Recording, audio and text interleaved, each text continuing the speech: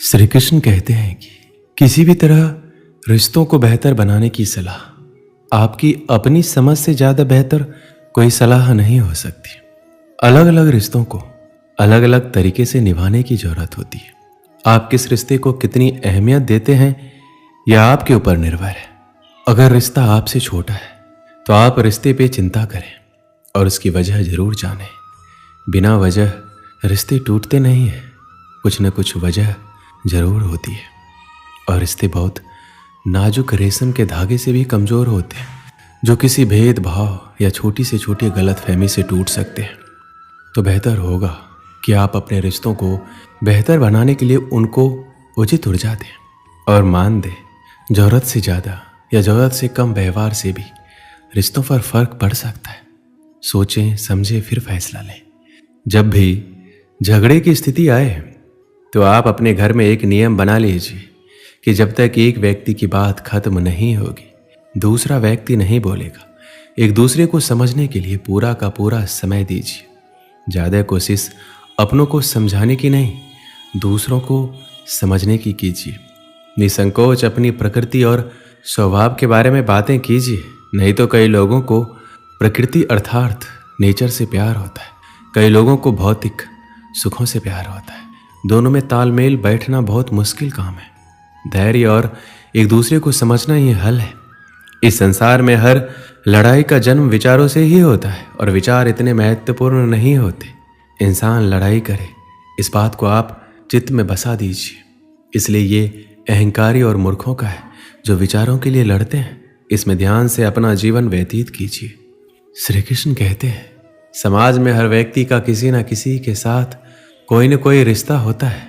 प्रत्येक रिश्ते की अपनी एक गरिमा होती है जिसको निभाना जरूरी होता है।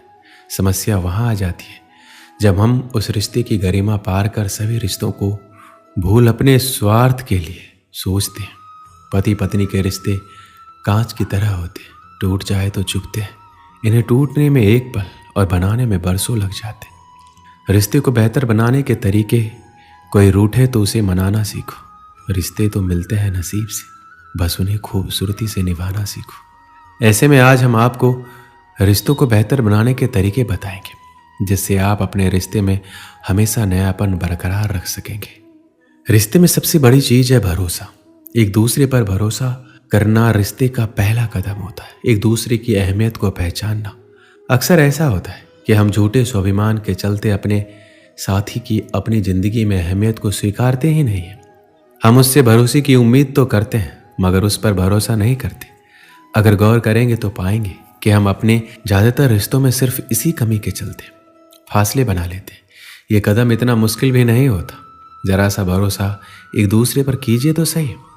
यकीन मानिए बदले में भरोसा, सहारा, प्यार और साथ सब कुछ आपको मिलेगा।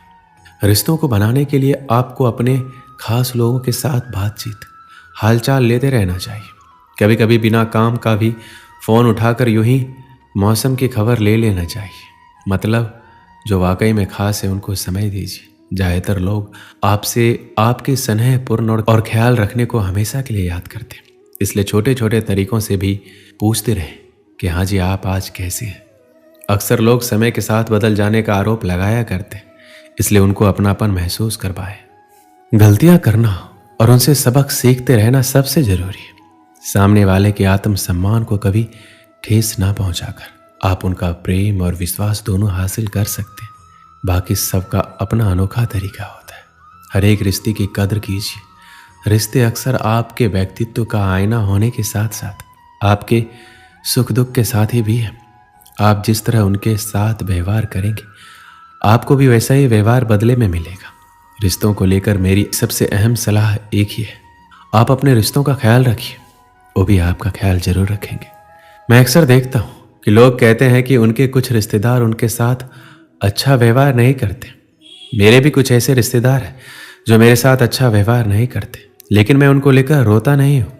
श्री कृष्ण कहते हैं उनका व्यवहार उनका कर्म है और आपका व्यवहार आपका कर्म है। वो आपके साथ जैसा भी व्यवहार करे वह आपके वश में नहीं है, लेकिन आप उनके साथ कैसा व्यवहार करते हैं यह आपके वश में जरूर है। जहाँ तक हो सके अच्छे और विनम्र बने रहिए। यदि बात आपके स्वाभिमान पर आती है तो हट जाइए, लेकिन दूसरों के साथ उन्हीं के स्तर पर मत जाइए। सबका हिसाब किताब लिखा जा रहा है, आपका भी और उनका भी। रिश्तों की अहमियत आपसी समझ और व्यवहार से जुड़ी है।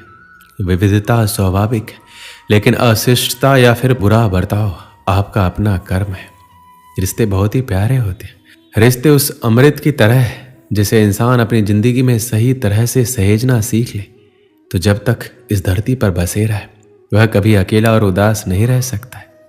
एक समय में दो भाई रहा करते थे। दोनों ही बड़े स्नेह के साथ रहते थे। कोई चीज लाते तो एक दूसरे के परिवार के लिए अवश्य लाते। छोटा भाई भी सदा बड़े को आदर तथा सम्मान की दृष्टि से देखता। एक दिन किसी बात पर दोनों में कहासुनी हो गई। बात बढ़ गई और छोटे भाई ने बड़े भाई को अपशब्द कह दिया। वहीं से दोनों के रिश्ते में खटास आ गई। पूरा 1 साल बीत गया, लेकिन दोनों में से किसी ने भी एक दूसरे से बात करने की कोशिश नहीं की। जब छोटे भाई की बेटी का शादी का अवसर आया तो उसने सोचा कि बड़े तो बड़े ही होते हैं, मैं उन्हें ही मना लेता हूँ।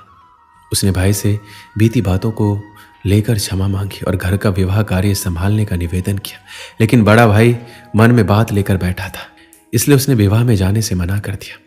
इससे छोटा भाई भी दुखी हुआ, लेकिन उसने ठान लिया कि वह किसी भी तरह भाई को मना कर रहेगा। विवाह के काफी दिन कम बचे थे। छोटे भाई के प्रयास लगातार जारी थे। एक दिन एक रिश्तेदार ने छोटे भाई को बताया कि तुम्हारा बड़ा भाई रोज एक महाराज जी के पास सत्संग सुनने जाता है, उनकी सारी बातें वो मानता है। इसके बाद छोटा भाई उन संत के पास पहुंचा और पिछली सारी बात बताते हुए अपनी गलती के लिए क्षमा याचना की और पश्चाताप व्यक्त किया। उसने संत से निवेदन किया कि आप मेरी बेटी के विवाह में मेरे बड़े भाई को आने के लिए राजी कर दें। दूसरे दिन जब बड़ा भाई सत्संग में गया तो संत ने उससे पूछा, तुम्हारे छोटे भाई के यहाँ कन्या का विवाह है, तुम क्या काम संभाल रहे हो? उसने जवाब दिया, मैं तो विवाह में सम्मिलित ही नहीं हो रहा हूँ। कुछ वर्ष पूर्व मेरे छोटे भाई ने मुझे ऐसे कड़वे वचन कहे थे जो आज भी मेरे हृदय में कांटे की तरह खटक रहे हैं। संत जी ने कहा, सत्संग के बाद मुझे मिलकर जाना।